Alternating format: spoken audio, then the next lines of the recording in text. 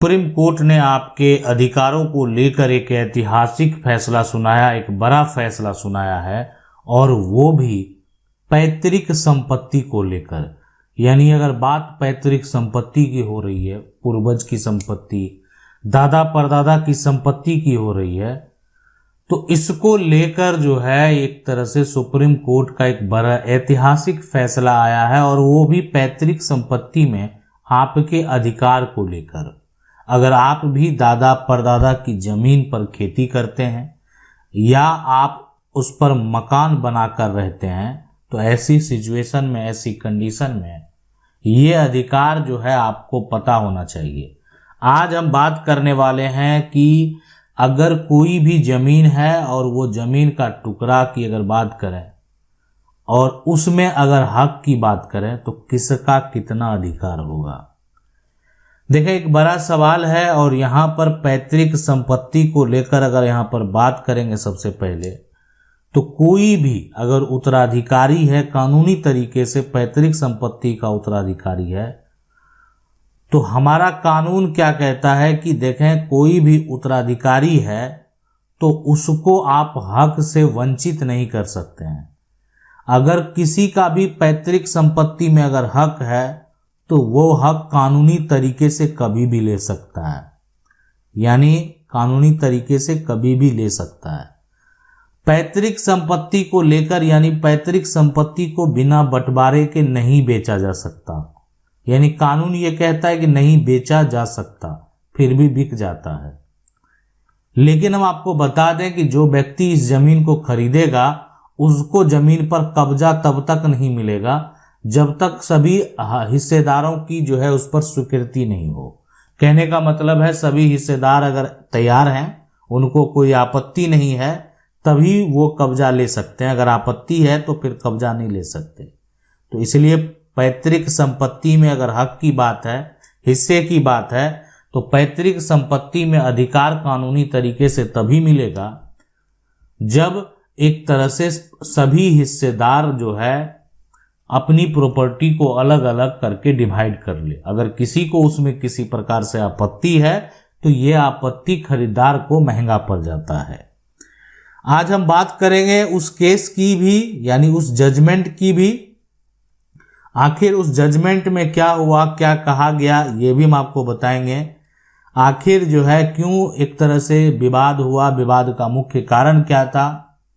अब पैतृक संपत्ति के अगर नियम कानून की बात करें तो देखें, पैतृक संपत्ति के केस में क्या होता है कि कोई भी अगर जमीन है, यानी दादा परदादा की जमीन है, पैतृक संपत्ति है, तो ऐसी सिचुएशन, ऐसी कंडीशन में ये जो आप जमीन को देख रहे हैं, अगर इस जमीन को दादा परदादा के द्वारा, यहाँ पर जो है दादा परदादा जो भी है के द्वारा ये संपत्ति जो है प्राप्त किया, या उनको भी ये पैतृक यानी पूर्वज से ही प्रॉपर्टी प्राप्त हुआ है, लेकिन आज आपको ये संपत्ति कह सकते हैं विरासत में अगर जो है प्राप्त है, तो विरासत में यानी आपके पूर्वज की मृत्यु के बाद ये संपत्ति का पूरा हकदार वो उनके उत्तराधिकारी हैं, उनके हकदार हैं। लेकिन इनके सभी उत्तराधिकारी के बीच में जो है, यानी कह सकते हैं मतभेद है, यानी दो सभी का विचारधारा सेम नहीं है, संपत्ति का आज तक बंटवारा नहीं हो पाया है। ऐसी सिचुएशन में देखें, अगर आप हक पाना चाहते हैं और आपके कोई एक हिस्सेदार जो है अगर प्रॉपर्टी को बेच रहे हैं, तो फिर आपको कानूनी तरीके से सारा प्रक्रिया करना आपके लिए बेहद जरूरी है। इसलिए आप चाहें तो अपना हक को प्राप्त करने के लिए पार्टीशन सूट कर सकते हैं, यानी बंटवारा का जो केस है वो आप कर सकते हैं, ताकि कानूनी तरीके से इस जमीन को बांटा जा सके और जिसका जितना हक बनता है उसको उतना बेचा जा सके। देखें, पैतृक संपत्ति में अगर यहाँ पर हक की बात करें तो ये कानूनी तरीके से हिंदू उत्तराधिकार अधिनियम के तहत पैतृक संपत्ति में जन्म से अधिकार है बच्चों को। यानी अभी वर्तमान में ये जो कानून है हिंदू उत्तराधिकार अधिनियम, इसमें जो है यानी जन्म से अधिकार दे दिया गया है। किसी बच्चे का भी अगर जन्म हो गया तो वो उस संपत्ति का उत्तराधिकारी है, उस संपत्ति का हकदार है। भले उसका दावा वो अभी उसको समझ नहीं है तो कैसे करेगा, यानी जब वो बड़ा होगा तो उसका वो दावा कर सकता है। अगर कि उसके कोई गार्जियन है तो वो उसका हक जो है का भी दावा कर सकते हैं। यानी अगर मान लेते हैं पैतृक संपत्ति को बेचा जा रहा है, लेकिन जो बच्चे हैं जिनका जन्म हुआ है उनका भी अधिकार है, लेकिन उनके गार्जियन के तौर पर अगर कोई खड़े होते हैं, वो दावा करते हैं कि इनके हक को, बच्चे के हक को बेचा जा रहा है, वैसी सिचुएशन में ये बेचा गया संपत्ति का भी जो सेल डीड है अगर बेच भी दिया गया है तो कैंसिल हो जाएगा। इसलिए कि किसी का अगर जन्म से कानूनी अधिकार है तो उसको आप अधिकार से वंचित नहीं कर सकते। हमारा कानून ये कहता है कि संपत्ति में सभी का समान अधिकार है। अब यहां पर देखें, बात करेंगे सबसे पहले कि आखिर इस कानून के तहत जो है उस सुप्रीम कोर्ट के फैसले के, सुप्रीम कोर्ट का जजमेंट क्या कहता है। तो यहां पर जिसके बीच में विवाद हुआ, ये सुप्रीम कोर्ट का ऐतिहासिक फैसला है, और जिसके बीच में विवाद हुआ है उसका नाम है यहां पर जो है शीला देवी और बनाम जो है यहां पर लालचंद। अब ये जो जजमेंट है, यानी अगर बात करें सबसे पहले, ठीक है, तो आई यहां पर जो है NSC जो नंबर है वो है 680 ऑफ 2006।